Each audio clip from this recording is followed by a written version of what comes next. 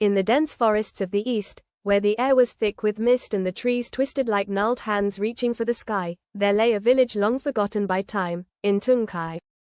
Once, it had been a bustling settlement, nestled by a serene river, where villagers worked together in harmony, cultivating crops and crafting goods.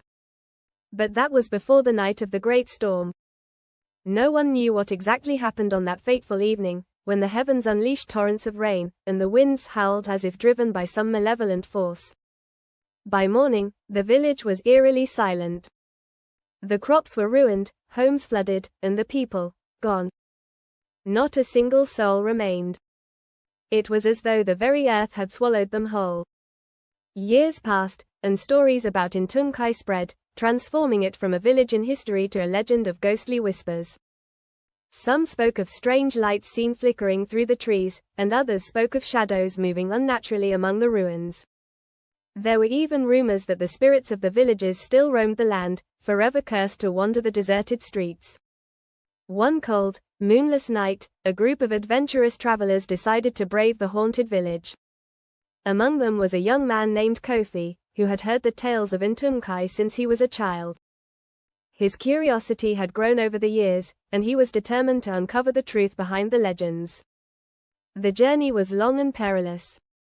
The path to ntunnkai had long been overrun by wild vegetation, and the travelers often found themselves lost in the thick underbrush.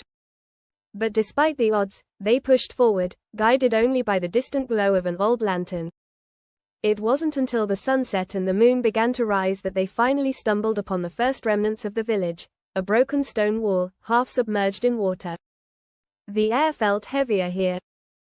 The trees seemed to groan in the wind, their branches stretching out like skeletal hands trying to touch the sky.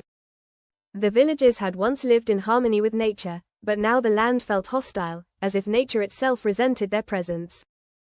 As they ventured deeper into ntunnkai, the travelers could hear faint sounds, whispers, almost like a lullaby. Kofi's heart raced as the chill in the air grew more intense. The sound of footsteps followed them, though no one was in sight. The village was empty, except for the spirits. At the heart of ntunnkai stood the old village square, surrounded by crumbling buildings and overgrown paths. In the center, there was a large stone monument, an altar, perhaps. Kofi felt an inexplicable pull towards it, as if something were calling him. As he stepped closer, the whispers grew louder. His companions, too, were drawn to the monument, their eyes wide with fear, yet unable to turn back. And then, it happened. A figure emerged from the shadows. Tall and thin, draped in tattered clothing, with hollow eyes and skin like parchment. It was one of the villagers, an ancient spirit, still bound to the village. The air seemed to freeze as it approached Kofi. It whispered a name, his name. Kofi, it rasped, its voice like the rustling of dead leaves. You have come to break the curse. But the curse has already broken you. Kofi's breath caught in his throat. His heart pounded as he felt the weight of the spirit's words.